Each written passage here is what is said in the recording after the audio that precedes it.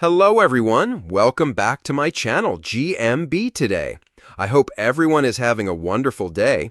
The chase was back on our screens on Tuesday, and viewers were left unimpressed with the contestants as they issued a plea for a change on the Bradley Walsh show. ITV's The Chase viewers were close to turning off their TVs, frustrated at the contestants' cautious tactics. The hit quiz show, fronted by telly favorite Bradley Walsh, featured yet again on March 11 with fresh faces ready to take on the challenge. Yet, the usual thrill seemed to wane as fans bluntly critiqued the contestants for their conservative gameplay against chaser Dara the Menace. Despite Dara laying out cash-heaped high offers, none of the quizzers dared to bite, much to the dismay of those watching at home.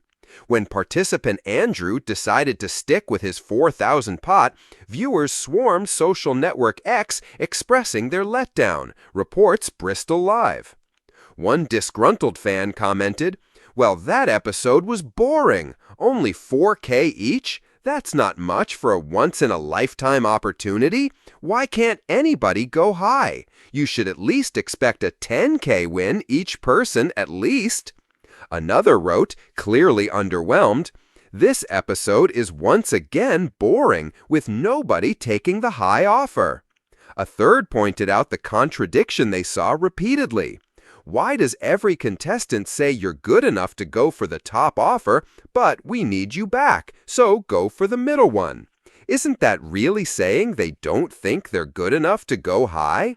And a fourth chimed in with a familiar phrase, "Every day, get yourself back, we need you for the final chase. Take the middle offer." The contestants on the chase seemed to opt for an easier path, but their strategy didn't pay off during the intense final chase. Andrew, Nicola, and Ryan teamed up in the finale to take on chaser Dara Ennis and managed to amass a collective 15 correct answers. Despite some hitches along the way, Dara overcame the challenges and ultimately prevented the trio from claiming their £12,000 prize pot. Following the loss, one dismayed viewer posted online, "Goodness sake, so many opportunities to push back, they would have had a chance if they had got them right." Another audience member shared an opinion on ousted contestant Gail, suggesting that the blame shouldn't be placed solely on her, as others failed to build a formidable challenge against the chaser, expressing, "So, 3 of them can't set the chaser a decent target, but it's all Gail's fault for not being there?" The familiar buzz of anticipation filled the ITV studio as fans settled in for another episode of The Chase. Bradley Walsh's warm smile and quick wit had always set the tone, until tonight. A ripple of unease spread across viewers' living rooms, not from the contestants, but from the very format they had loved for years. It started subtly. Comments on social media trickled in as the show aired. "This doesn't feel the same," one viewer typed. "Why are the questions so repetitive?" said another. Within minutes, the hashtags "The Chase Needs Change" and "Time for a New Twist" began trending, signaling an unprecedented wave of concern from loyal fans. The episode itself had been textbook chase entertainment, contestants nervously stepping up to face the chaser, tension building with every second, but something felt off.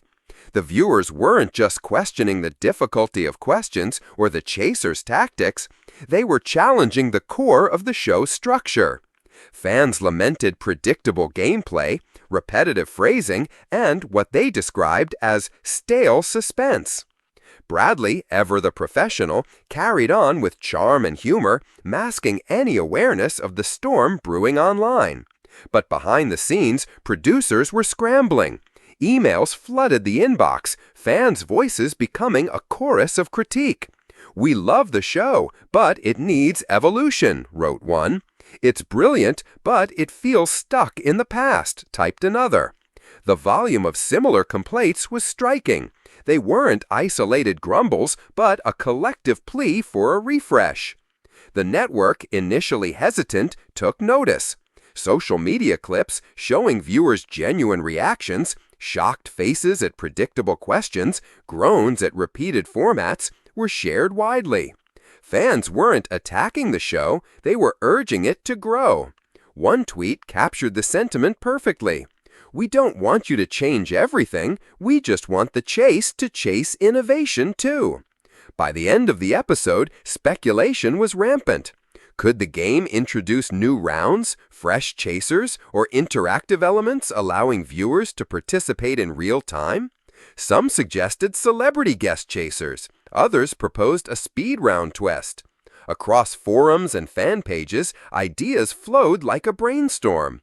Everyone agreed on one thing. The show's heart was intact, but it needed evolution to match viewers' evolving expectations. For many, this wave of collective feedback felt like a turning point. The chase had always been a staple of Sunday night entertainment, but now it faced the challenge of proving it could grow while staying true to its identity.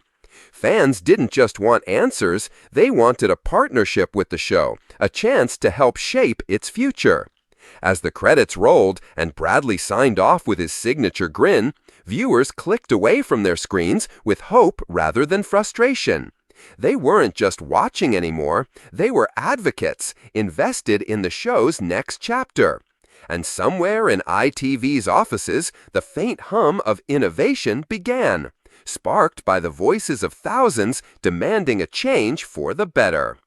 The chase had survived decades on its classic formula, but now it was about to face its most thrilling challenge yet, reinventing itself for the fans who loved it most.